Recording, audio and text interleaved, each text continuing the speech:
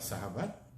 Kita berjumpa lagi dalam program Night Call Gereja Protestan di Indonesia bagian Barat. Saya Pendeta Alex Letlora, Ketua Majelis Jemaat GPIB Jemaat Philadelphia Bintaro. Kita bersama-sama akan merenungkan bagian dari firman Tuhan dan kita berdoa mohon bimbingan Roh Kudus. Mari kita berdoa. Firman-Mu adalah pelita bagi kaki kami dan terang bagi jalan hidup kami, dan karena itu kami membutuhkannya agar hidup kami semakin tertata dengan baik. Sabda-Mu adalah santapan rohani yang dengan perantaran Roh Kudus kami butuhkan agar hidup spiritualitas kami semakin mengakar, bertumbuh dan berbuah. Berbicaralah kepada kami sebab kami bersedia mendengar. Amin. Saudara-saudara, pembacaan Alkitab pada malam ini terambil dari kitab Amos pasal 6 ayat 10 hingga ayat 14 yang menyatakan demikian. Dan jika pamannya pembakar mayat itu yang datang mengangkat dan mengeluarkan mayat itu dari rumah itu bertanya kepada orang yang ada di bagian belakang rumah, adakah lagi orang bersama-sama engkau? Dan dijawab, tidak ada. Ia akan berkata, diam, sebab tidaklah patut menyebut-nyebut nama Tuhan. Sebab sesungguhnya Tuhan memberi perintah, maka rumah besar dirobohkan menjadi reruntuhan, dan rumah kecil menjadi rosokan. Berlarikah kuda-kuda di atas bukit batu? Atau dibajak orangkah laut dengan lembu? Sungguh, kamu telah mengubah keadilan menjadi racun, dan hasil kebenaran menjadi ipuh. Hai kamu yang bersuka cita karena Lodabar, dan yang berkata, bukankah kita dengan kekuatan kita merebut Karnaim bagi kita? Sebab sesungguhnya aku akan membangkitkan suatu bangsa melawan kamu, hai kaum Israel, demikianlah firman Tuhan Allah semesta alam. Dan mereka akan menindas kamu dari jalan yang menuju ke Hamat sampai ke sungai yang di Arabah. Demikianlah pembacaan Alkitab. Yang berbahagia ialah kita yang mendengarkan firman Tuhan dan memberlakukannya dalam hidup beriman kita setiap hari. Saudara-saudara yang Tuhan Yesus kasihi, kritik Nabi Amos yang sangat tegas kepada Israel berkaitan dengan kehidupan keagamaan umat yang nampak sangat meriah, namun sebenarnya kemeriahan atau pelaksanaan ibadah umat hanya persoalan bungkus dan tidak menyentuh kepada isi. Maksud saya begini, ibadah-ibadah yang berlangsung adalah ibadah-ibadah yang berlangsung secara meriah, penuh dengan kegiatan-kegiatan yang luar biasa, tetapi sejatinya sesuai dengan firman Tuhan, dalam kehidupan sehari-hari, kebenaran telah diubah menjadi racun. Dan hasil kebenaran menjadi ipuh. Ini menunjukkan sebuah kritik yang keras bahwa ibadah yang bersifat ritual menjadi sesuatu yang penting dalam aktualisasinya. Ibadah tidak sekedar di ruang dan waktu tertentu, sebab ibadah harus berlangsung bahkan di luar dari ruang tertentu. Ibadah lalu menjadi sesuatu yang diwujudkan secara nyata dalam kehidupan sehari-hari.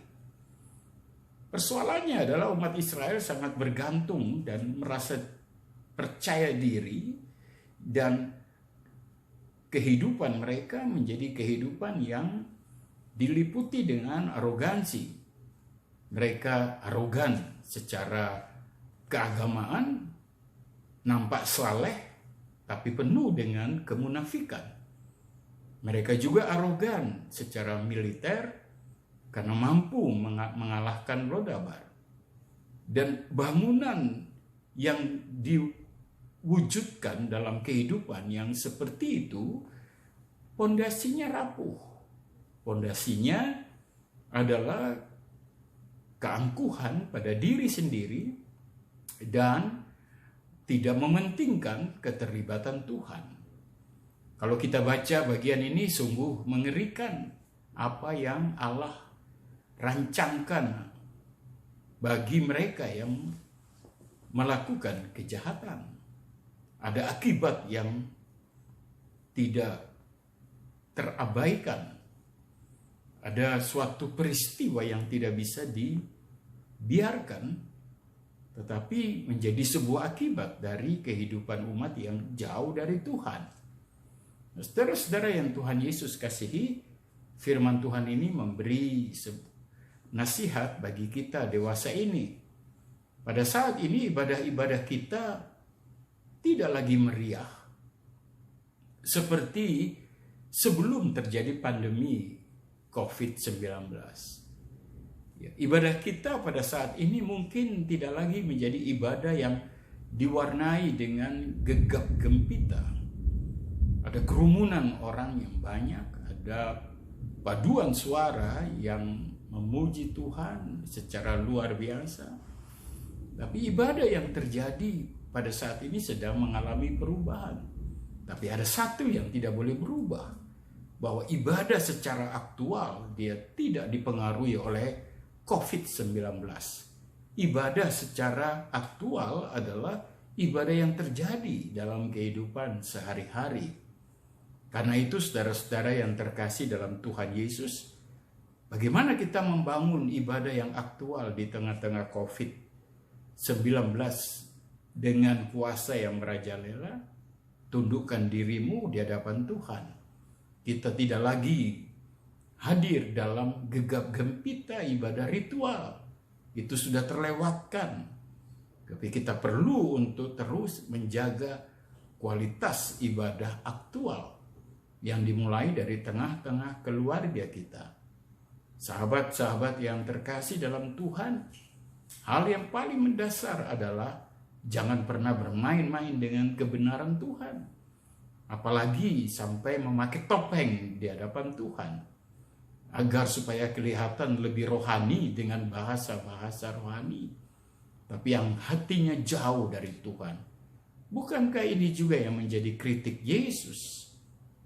Karena itu pesan kedua yang mau disampaikan adalah agar supaya kehidupan peribadahan kita menjadi peribadahan yang jujur, yang tulus, yang diwarnai dengan hati yang bersih.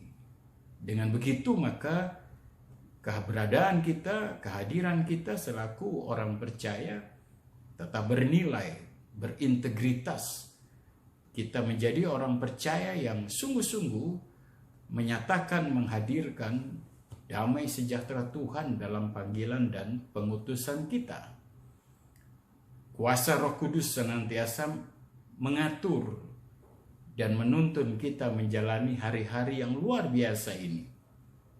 Pesan yang mau disampaikan kepada kita semua adalah yang pertama, kita hidup bergantung hanya kepada Tuhan. Jangan pernah merasa diri hebat dengan apa yang kita miliki. Karena segala sesuatu bersumber dari kebaikan hati Tuhan. Yang kedua, kita jangan merasa sombong dengan hal-hal spiritualitas yang seolah-olah kita anggap sebagai sesuatu yang penting. Yang Tuhan perlukan adalah hati dan yang senantiasa diwujudkan dalam panggilan dan pengutusan kita setiap hari. Karena itu, para sahabat yang terkasih, kita senantiasa menjadi orang-orang yang taat kepada Tuhan dan dalam ketaatan yang jujur, yang dipengaruhi oleh akal yang bersih, hati yang bersih, dan semua itu mendatangkan kebaikan bagi sesama.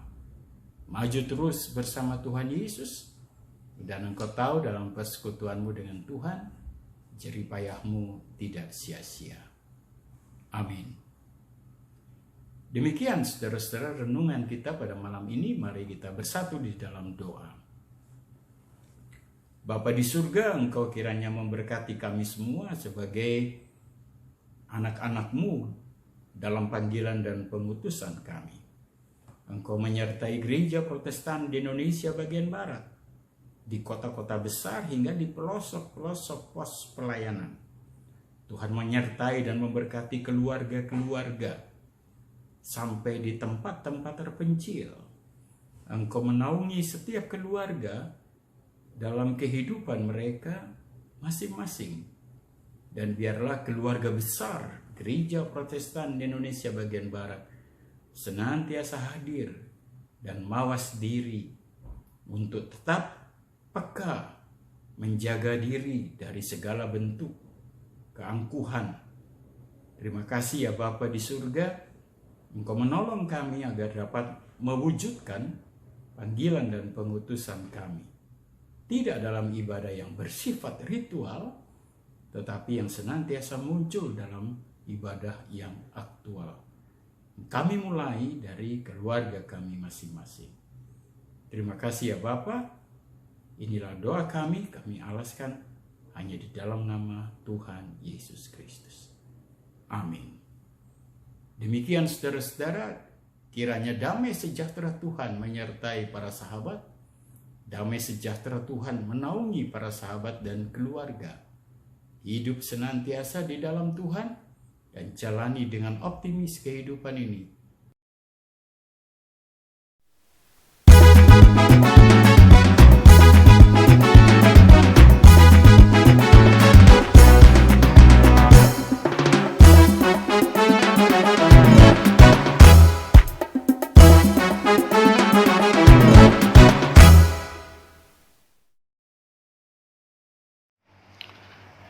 GPIB bergerak, demikian moto yang diambil oleh Satgas GPIB Sinodal.